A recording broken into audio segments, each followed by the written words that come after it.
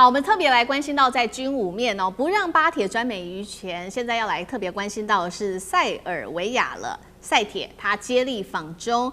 大家在看說他們的目的是不是就是要搶大陸的殲35的首批的出口訂單呢？那塞爾維亞同時間其實它多年來一直在打造的是體系化的軍隊，中國的5代機出口，我們今天就會就這些議題一起來做關心。好，我們來關心到的是緊接而來的就是巴鐵巴基斯坦的這個總理夏巴茲會在5月23到26號這幾天呢，特別到北京去正式的進行訪問。外界關注的焦點是不是就是想要拿下殲35來自大陸的殲35的出口訂單呢？除了我們特別看到的巴鐵之外，接下來還有塞鐵。塞爾維亞的總統也被曝說將會在差不多的時間會來同步的訪華哦。他還形容這是他的政治的巔峰訪問，因為塞爾維亞如今呢，不管是在經濟或者是在基建、戰略安全上面，其實都可以看到，已經跟中國大陸已經有高度的綁定了。所以呢，我們特別要來看到的是，到底是不是呢？殲35是不是要賣給這2個國家呢？特別看到的是殲35在最近是來自於央視特別釋出的一架印有 AVIC 的標誌、編號01的殲35現身了。是不是要做出口呢？是不是就是給巴鐵或者是塞鐵呢？這個大家會來做討論。那等一下我們會請來賓來特別幫我們看，來做一下解答。其實呢，塞爾維亞剛剛我們提到了嘛，近年不斷的使用大陸的軍武哦，已經變成了一個中國大陸的一個體系化的軍武模式。特別來看到使用了哪一類的武器呢？像是防空系統 FK3的中遠程防空，就是使用中國的防空系統。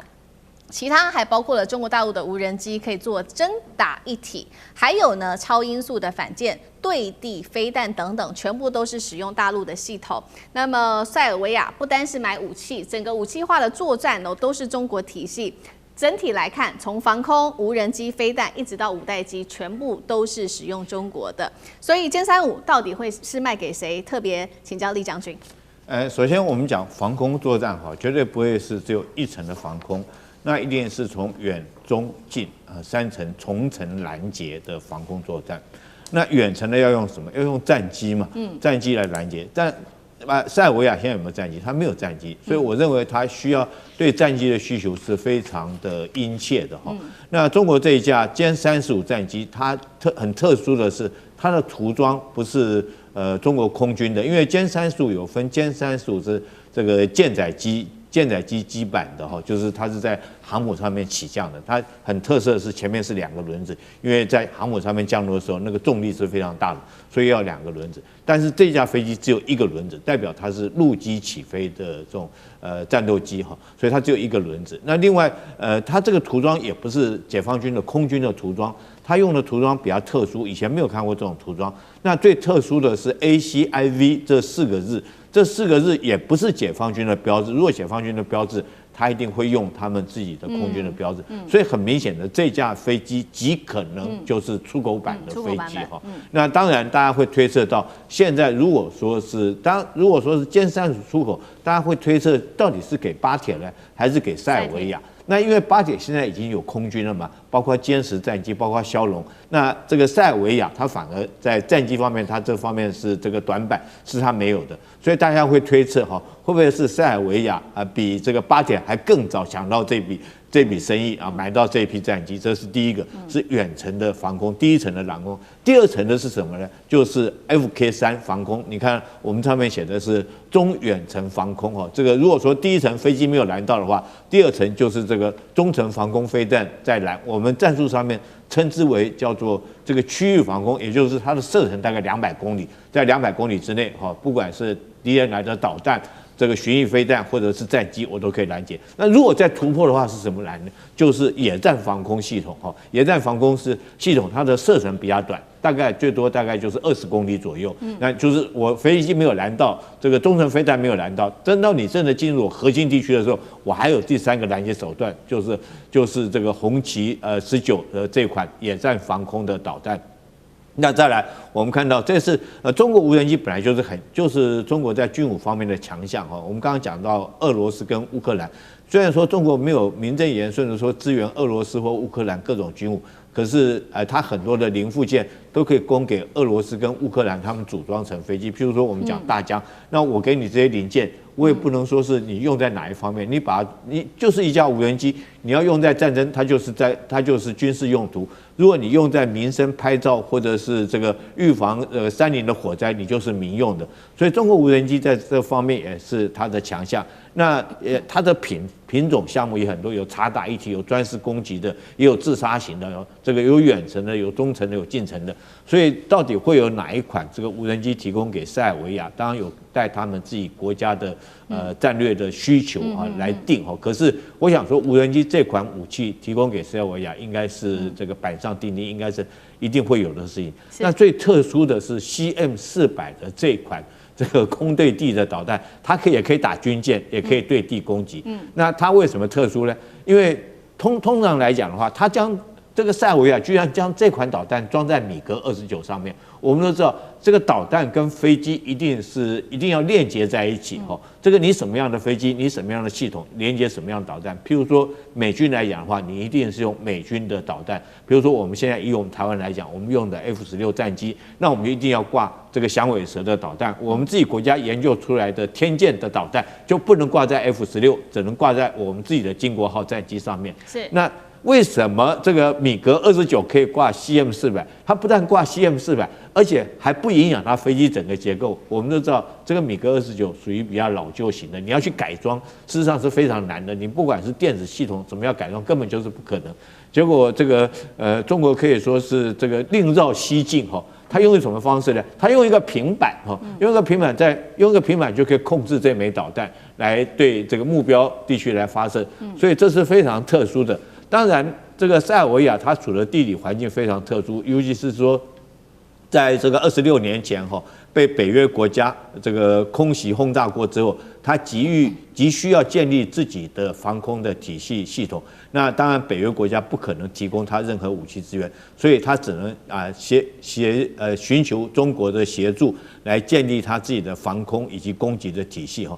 所以我覺得後續來講的話，我覺得武契奇在這方面來講的話，一定會在軍武方面一定會跟中國採取密切的合作。那殲35有沒有可能優先這個賣給這個塞爾維亞？我覺得可能性是非常高的。好，所以我們看到，所以目前難怪會稱會是塞鐵哦，因為整體的戰略重心，尤其在這幾年，塞爾維亞都已經逐漸的轉向中國大陸，跟歐洲、俄羅斯跟美國之間是走一個比較平衡、稍微平衡一點的關係，但是整個核心是往中國大陸這邊做傾斜的。剛剛將軍也特別幫我們提到了一個重點，也就是中國大陸的軍武可以協助塞國他們在這邊做中俄系統的一個整合。除了將軍幫我們提到的米格29可以掛來自於中國大陸的飛彈之外，還有就是俄羅斯的這個遏制平台也可以接上中國大陸的航電系統，再來就是中國的防空還可以搭配遏制的指揮鏈，等於說這一些目前中俄混血整合的這個系統體制，只有中國大陸做得到。楊老師如何看？講到就是殲35哈，它現在做出來這個外銷的這個 AVIC 的這一架，那我覺得應該它往就是外銷走，應該是很快的時間了。是。那但是它的外銷啊，第一點它畢竟是五代機，有一定的戰略上的意涵。那第二個是接受購買這一套系統五代機的，它本身的軍武跟就是特別是在戰機的這個發展的程度哈，操控的程度，是不是有一個體系達到這個階層？那第三個呢，也就是它所處的這個地緣環境哦。五代機代表的意涵其實是相當高的，那不是一般的武器，所以呢，會不會引起一些這個不同的觀點？那我個人覺得，現在巴基斯坦跟塞爾維亞似乎好像都在爭取這個五代機能夠賣到他們那邊去。我個人覺得巴基斯坦機會可能會搶得前面一點。那當然了，武契奇你要加油。那但是因為他5月底6月初的時候就會到北京來，我們就看他是不是能爭取得到。因為第一點，這個塞爾維亞它自己本身的空軍的環境哈，用的現在是米格29，那並沒有中國大陸其他的戰機。巴基斯坦不同啊，你看上次印巴空戰的時候，他用殲10C把就是在法國的就是標風系統給打下來，對不對？對。那可是塞爾維亞並沒有這樣一個系統。那第二個就是塞爾維亞其實周邊呢都是北約國家，那這個時候中國大陸5代機去到那邊呢，會不會引起一些地緣政治上的這個考慮？好，那因此呢，現在他可能是想要往提升中俄之間的武器的這個融合，那是不是能夠很快一步到位到這個殲35？我們不確定。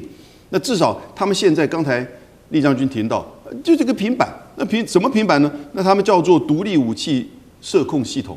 那就是在米格29的這整個機身上面就加了一個平板，那你從平板上面去操控掛在米格29上面的中國大陸做的就是 CM400的武器，這個飛彈啊，反艦飛彈。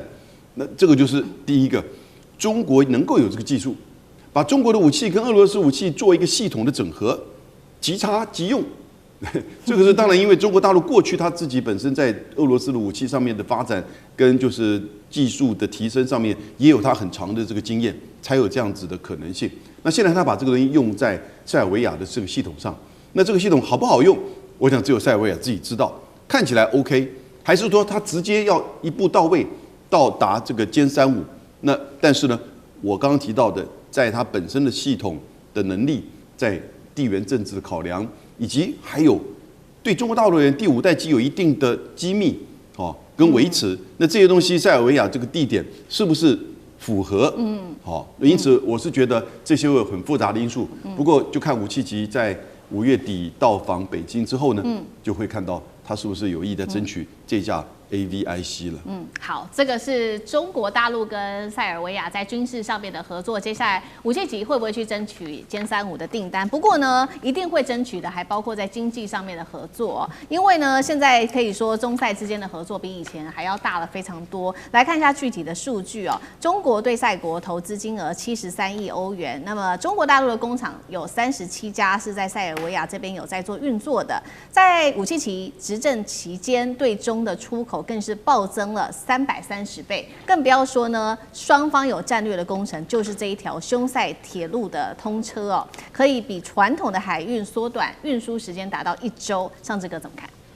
好，我想這次武契奇要到北京，這是武契奇第9次到北京哈。好，但是這是第1次國事訪問哦，他去了8次哦。2014年他剛當選的時候，其實隔個月，他4月當選，5月就立刻跑來北京了。可他陸陸續續也來參加奧運或等等之類的。這是10幾年來，這一次才是國事訪問。國事訪問就是什麼？我們就看到川普跟普丁這種有閱兵，然後在這個釣魚台賓館，在整個所謂的這個人民大會堂裡頭，我們看到他們的這個談判桌。其實這次都是比照這一次。為什麼他來？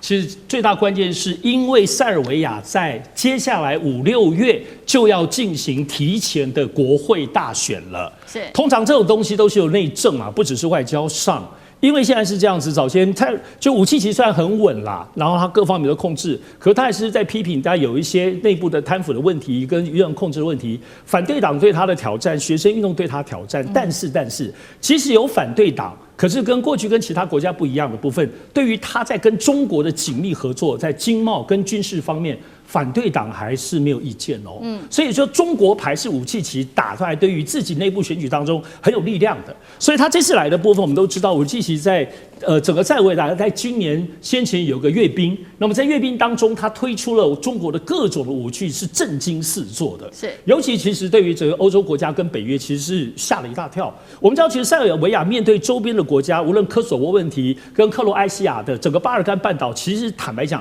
雖然都不是大國，可是都有歷史的仇怨，所以雖然不是攻擊對方，可是被別人像科索沃他們都很強悍的，可是基本上我們對跟塞爾維亞當中有可能產生邊界的部分的戰爭問題，包括武契奇，因為他自己過去也講說我們要擴張等等，所以惹惱了周邊的鄰國，所以這裡頭就體現到他還是需要有堅強的軍事力量。早先都是前面講的，就是對於俄羅斯，他用俄羅斯系統，可是大家赫然進來發現說，媽呀，買了中國那麼多，而且中國賣給他的是個體系化的，而且不只有空對地，在這次閱兵我們看到空對地的這種攻擊性的飛彈，那還是厲害的。另外還有無人機，中國這次賣給他的是一整套的體系化作戰。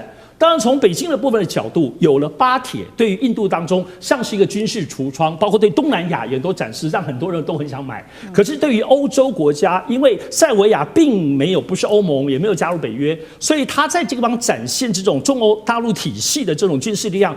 真的是一個櫥窗哦，而且對於剛剛講內部的選舉，對於反對黨對他的部分，大家也都覺得哦，還蠻厲害。所以其實塞爾，我們都知道武契奇從2014年剛剛講，每2-3年都來，除了疫情期間，我認為其實一個最大體現是2024年，習近平當時到歐洲訪問當中，沒有去幾個國家，有專門去了塞爾維亞，就表示歷經了10年，中國跟塞爾維亞的交往可信任了，而且這個信任是相對更高的，所以習近平才專程去。所以這裡頭我們可以看到，2024年之後的，包括這些買這些武器，大概就是我們看到這2年開始整個對於中國大陸的戰略布局來說，雖然它不是歐盟跟北約的國家，但是作為一個歐洲這個地理位置的邊緣的狀態，而且它又免關稅，也就是說在塞爾維亞的東西進入歐盟是免稅的，所以它在很多方面經貿上來講。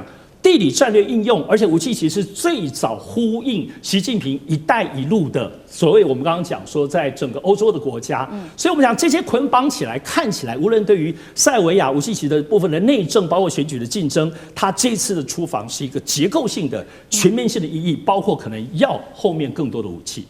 好，謝謝尚志哥，那我們休息一下，馬上回來。地緣政治、美中之爭、戰略價值。